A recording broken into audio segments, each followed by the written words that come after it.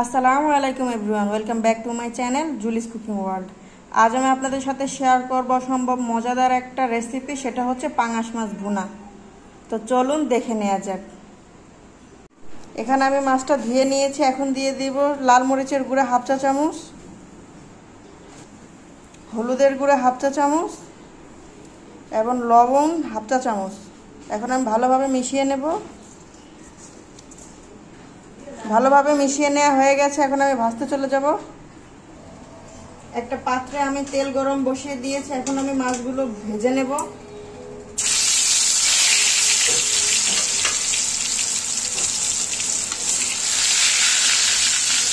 এখন আমি মাছগুলো লাল করে ভেজে নেব।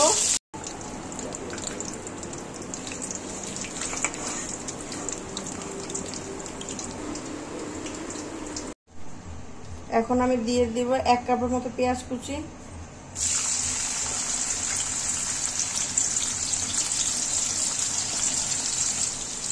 পেঁয়াজগুলোকে এখন আমি নেড়ে চেড়ে বাদামি করে ভেজে নেব। এই পর্যায়ে এখন আমি দিয়ে দেব 1 চা চামচ আদা এবং রসুন বাটা, দিয়ে ভালোভাবে মিশিয়ে নেব। এখন আমি দেব সামান্য পরিমাণ পানি।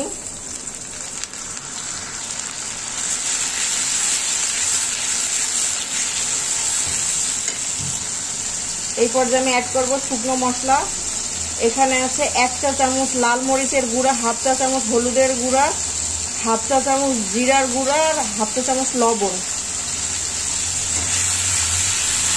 এখন আমি মশলাটা নেড়ে চেড়ে ভালোভাবে কষিয়ে নেব।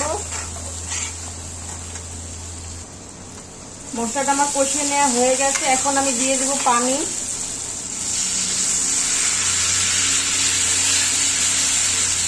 অপেক্ষা করব বলক আসা পর্যন্ত। ঝোলটা বলক চলে এসছে। এই পর্যায়ে আমি মাছগুলো দিয়ে দেব। মাছগুলো দিয়ে দেওয়া হয়ে গেছে। এখন আমি দিয়ে দেব কয়েকটা কাঁচা মরিচ, দিয়ে এখন ভালোভাবে জাল করে নেব। এখন একটা ঢাকনা দিয়ে ঢেকে দেব। এই পর্যায়ে আমি অ্যাড করব ভাজনা বাটা। এটা রেসিপি পরে এক সময় আপনাদের সাথে শেয়ার করব। এটা দিলে মাছের টেস্টটা অসাধারণ হয়। এখন আমি ভালোভাবে মিশিয়ে নেব।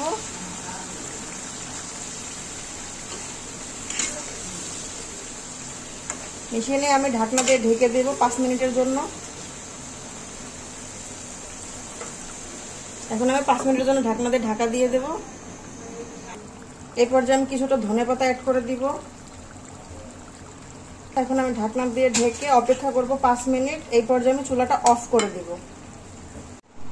5 মিনিট হয়ে গেছে। এখন আমি ঢাকনাটা খুলে নেব। তৈরি হয়ে গেছে আমার অসম্ভব মজাদার পাঙাশ মাছ ভুনার রেসিপি। তৈরি হয়ে গেল অসম্ভব মজার একটা পাঙাশ মাছ ভুনার রেসিপি। রেসিপিটি যদি আপনাদের ভালো লাগে তাহলে একটা লাইক করে দেবেন এবং ভিডিওটি প্রিয়জনের সাথে শেয়ার করে দেবেন এবং চ্যানেলটি সাবস্ক্রাইব করে পাশে থাকবেন। সবাই ভালো থাকবেন, সুস্থ থাকবেন। আল্লাহ হাফেজ।